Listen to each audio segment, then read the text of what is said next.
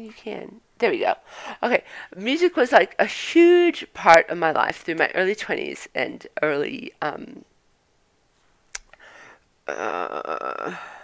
I guess, late teens, middle teens. Huge, huge. Sang in bands. Music was everything. Worked in record stores. And music,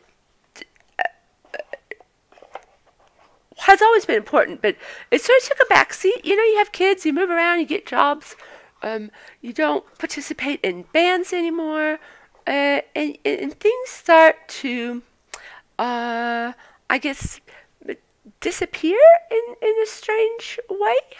Um, and my oldest son loves music, but he loves classical music. He's a pianist, and he's naturally gravitated to classical music and piano. I started him on piano. I think he was 4. I'm not exactly sure. I have a video of him going on the little keyboard going, "Mom, these keys are plastic." So he has a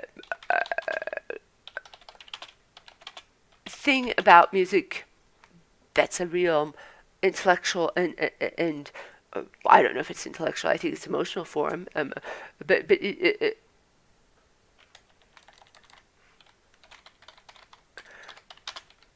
it's not the same relationship to music that I have always had. Mine's been more of a emotional connection, never the classical, and never hard training. I mean, I used to practice and do vocal lessons, but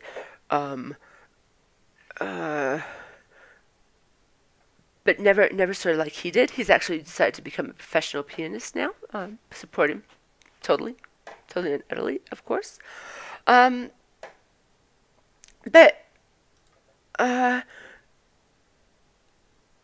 guess he never liked the same sort of music I did, and never sort of felt the joy that I did. And I'd kept all my LPs, thinking one day, you know, I'd share this with my cool teenage boys. And it never came. And all of a sudden, about 2 years ago, my then 17-year-old started getting into music. First it was metal. Mom, which is your favorite Metallica album? Of course, I'm lame, and I like Master of Puppets. Not Master of Puppets, sorry. The Black Album. That was sort of the first Metallica album I was into. I was more a Heart girl. Early Heart. Pink Floyd, Heart, Rush. Couldn't escape Rush with my friends. Obscure Scottish bands like Palace and Marillion. Late rock, Stevie Nicks like a goddess. Stevie Nicks and Lindsey Buckingham together, even more goddessy.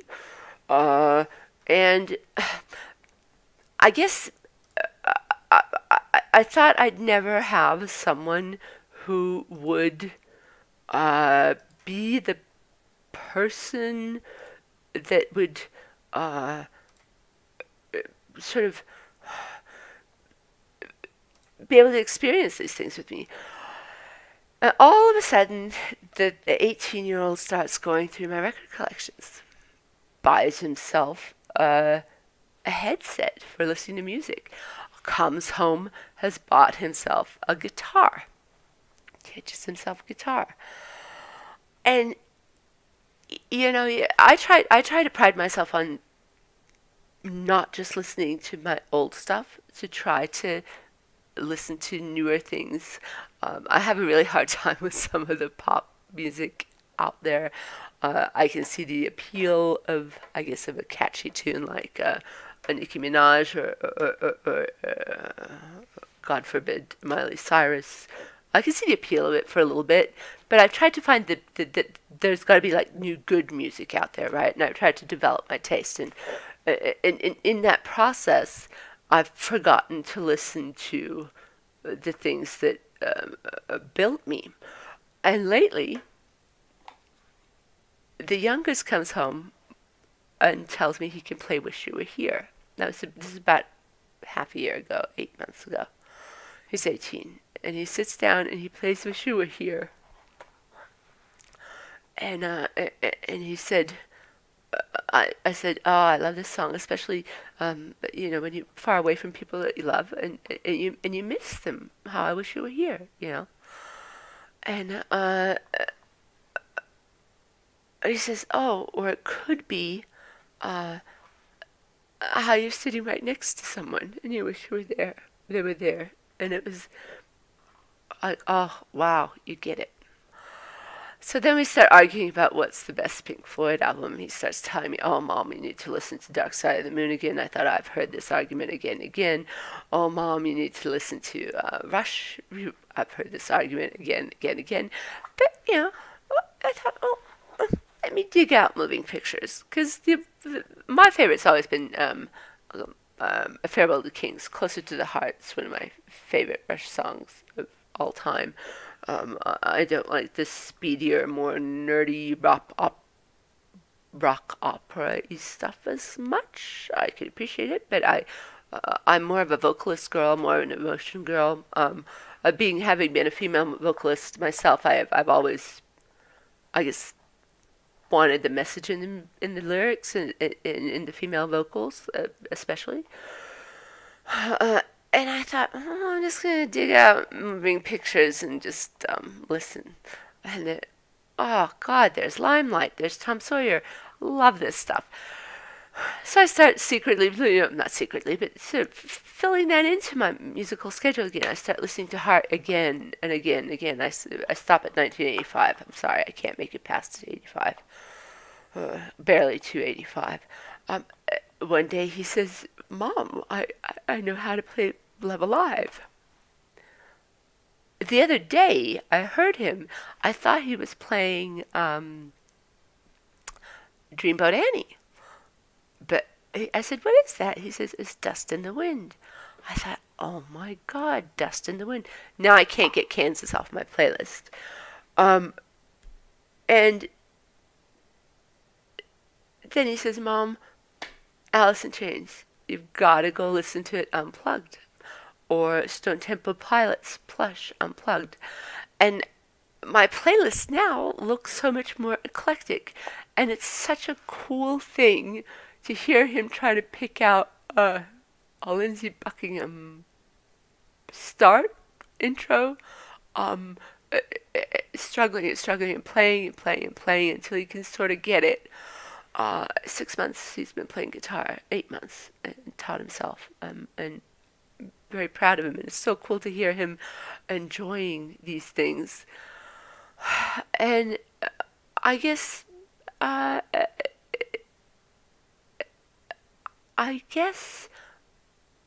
am loving feeling that with him, and I'm thankful that he has made me remember these tracks that I had not forgotten. God, I still know the words by heart. I still know Fleetwood Mac inside out. I still know the Heart, every word. But the other music that's sort of forgotten, more of the emotional grunge, more of the more American rock, I guess, like Kansas or Boston. And it's been a really cool thing to bond over. And I'm grateful to him for reminding me to listen to the old music as well. And it's an unexpected joy of having a grown-up child. It really is. So, yeah, I'm really happy about that. Because while I believe keeping you young is listening to new music, I especially love my liquid drum and bass. As you might know, Liquidity, listening to any year mix, I'm there. Vila is all over my chart. But, and Ed Sheeran, who doesn't like Ed Sheeran? My God, see his Instagram pics? It's like a filled stadium every night. It's like everybody loves Ed Sheeran. But finding, and Toivelou, oh my God, I love her. I know, rude language, all this stuff, but she speaks so honestly. Lily Allen speaks so honestly.